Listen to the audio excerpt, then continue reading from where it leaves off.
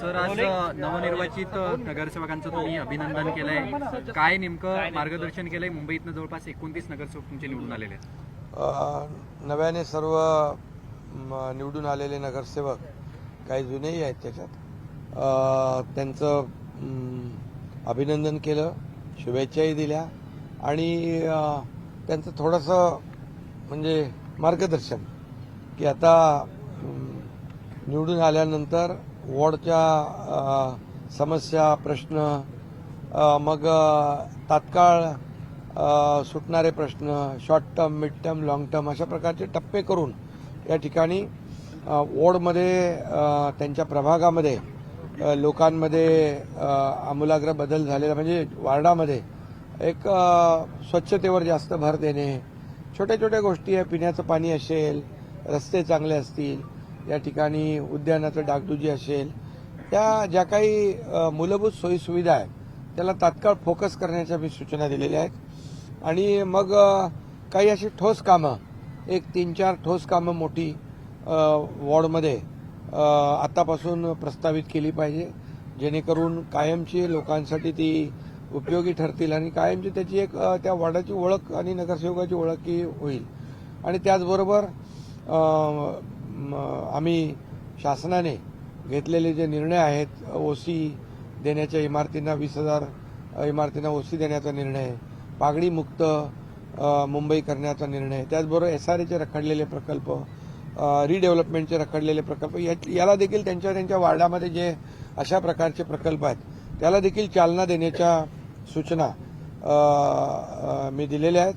आणि एकंदरीत वॉर्डचा एकदम कायापालट कसा होईल या दृष्टीने आपला वॉर्ड चकाचक कसा होईल आणि लोकांमध्ये एक भावना निर्माण झाली पाहिजे की आपला वॉर्ड सगळ्यात आदर्श, म्हणजे एक प्रकारचं एक प्रत्येक नगरसेवकाने याच्यामध्ये विकासाची स्पर्धा लागली पाहिजे. कारण मुंबईकरांनी विकासाला स्वीकारलेला आहे आणि भावनिक मुद्दे जे काढले होते त्याला नाकारलेला आहे आणि अँटी डेव्हलपमेंट ज्यांची भूमिका होती त्यांना नाकारलं आणि विकासाला स्वीकारलेलं आहे. त्यामुळे पॉझिटिव्ह आणि प्रॅक्टिकल राहणं आणि वार्डाचा विकास करणं, मुंबई शहराचा विकास करणं, एक मोठी संधी मिळालेली आहे महायुतीला आणि या संधीचं सोनं करणं हे आवश्यक आहे. अशा प्रकारच्या सूचना त्यांना मी दिलेल्या आहेत. उद्याच यांचा गट देखील शिवसेनेचा कोकण भवनमध्ये जो आपण रजिस्टर करतो तो देखील करण्याच्या सूचना दिल्या आहेत. एकंदरीत मुंबईकरांनी जो विश्वास दाखवलेला आहे त्या विश्वासाला पात्र ठरण्याचं काम आमच्या नगरसेवकांनी, शिवसेनेच्या महायुतीच्या नगरसेवकांनी करावं अशा प्रकारची माझी अपेक्षा आहे. आणि त्याचबरोबर मला आनंदही आहे, समाधान आहे की महाराष्ट्रामध्ये भारतीय जनता पक्ष एक नंबरचा पक्ष आणि आदरणीय हिंदुहृदय सम्राट बाळासाहेबांच्या आशीर्वादाने आणि देशाचे प्रधानमंत्री नरेंद्र मोदीजींच्या मार्गदर्शनाखाली शिवसेना सेकंड लार्जेस्ट पार्टी म्हणून अतिशय कमी वेळामध्ये पुढे आलेला पक्ष आहे. त्याचाही मला आनंद आणि समाधान आहे. कारण आपण पाहिलं की विधानसभेत देखील शिवसेना दुसऱ्या क्रमांकाचा पक्ष ठरला, ग्रामपंचायतीमध्ये दुसऱ्या क्रमांकाचा पक्ष ठरला आणि नगर परिषदांमध्ये देखील दुसऱ्या क्रमांकाचा पक्ष ठरला आणि आता महापालिकांमध्ये देखील दुसऱ्या क्रमांकाचा पक्ष शिवसेना ठरलेला आहे.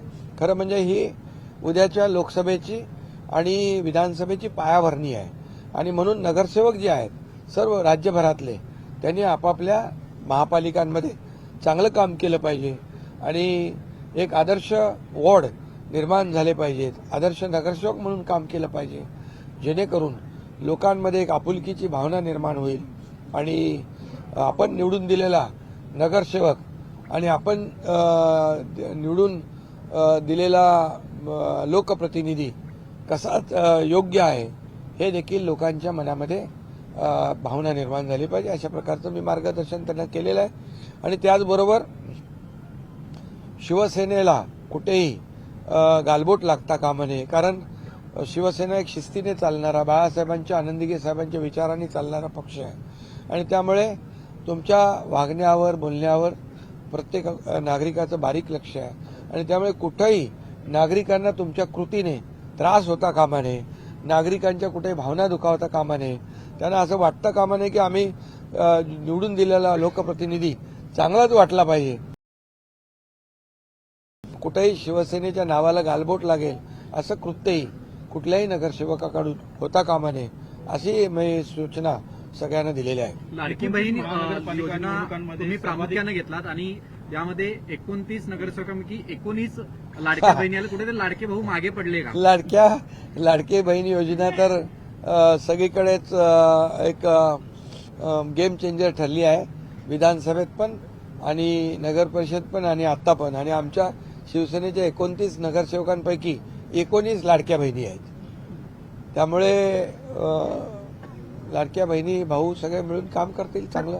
29 महानगरपालिकांचा निकाल लागलेला आहे. शिवसेनेच्या आतापर्यंतच्या इतिहासातील सर्वाधिक नगरसेवक निवडून आलेले आहेत. हा खूप मोठा बदल आहे. खरं लोकांनी ऍक्सेप्ट केलेलं आहे, लोकांनी स्वीकारलेलं आहे आणि माझ्या 2.5 वर्षाच्या मुख्यमंत्री पदाचं कारकीर्द आपण पाहिली, त्यामध्ये काम केलं. आता देवेंद्रजी मुख्यमंत्री आहेत. आमचं 3.5 वर्षाचं जे कारकीर्द आहे याला लोकांनी स्वीकारलेलं आहे आणि म्हणूनच या निवडणुकीमध्ये शिवसेनेला देखील आतापर्यंतच्या इतिहासामध्ये खूप जास्त नगरसेवक, 400 पेक्षा जास्त नगरसेवक निवडून आलेले आहेत. बालेकिल्ला म्हणून 20 नवे चेहरे आपल्याला मिळालेले आहेत आणि जे जुने आहेत त्यांना कुठेतरी आता यामधनं आत्मपरीक्षण करण्याची गरज वाटते का? नाही, आता दिलेला जनतेने कौल आम्ही मान्य केलेला आहे.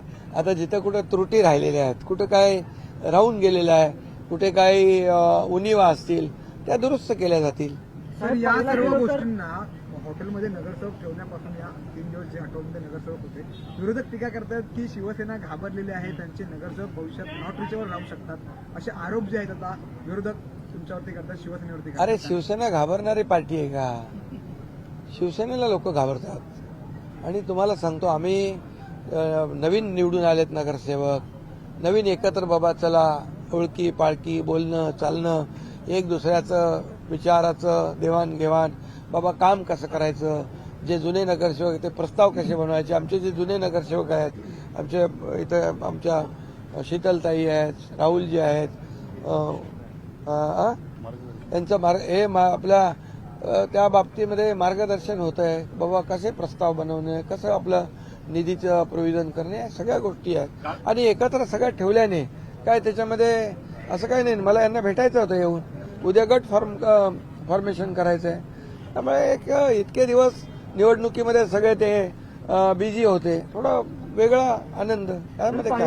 ठाणे तुमचा बालेकिल्ला आहे आणि त्या बालेकिल्ल्यामध्ये ठाणे तुमचा बालेकिल्ला आहे. तुमच्या बालेकिल्ल्यामध्ये लाकडांची अवघे हाताच्या बोटावर मोजले एकच निवडून आला आणि पण मुंबईचा ते बोलत की मुंबई आमचा बालेकिल्ला, पण तुम्ही इकडे मुंबई बालेकिल्ल्यामध्ये आम्ही 29 नगरसेवक निवडून आणलेले आहेत आणि हा जनतेचा आशीर्वाद आहे आणि जनतेने आमचं काम स्वीकारलेलं आहे आणि त्यांचं नाकारलेलं आहे. संजय राऊत आज म्हणाले अरे जाऊ दे. तर शिवसैनिकांच्या भावना आहेत की मुंबईचा महापौर हा शिवसेनेचा असावा. शिवसैनिकांची भावना, कारण बाळासाहेब ठाकरे यांचं जन्मशताब्दी वर्ष आहे. मुंबईचा महापौर महायुतीचा होईल, महायुतीचा होईल. ऑपरेशन टायगर सर्व शिवसैनिकांना भविष्यात बघायला मिळेल का? काही संपर्कात आहेत का? अरे बाबा आजच्या कोण नोटीस, आमचे सगळे इथं आहे. ठाकरे गटाचे काही आता नगरसेवक खरं म्हणजे बघा तुम्हाला सांगतो, हे आता त्यांना त्यांची भीती आहे, त्यांच्या नगरसेवक त्यांनी त्यांचे नगरसेवक सांभाळून ठेवावे.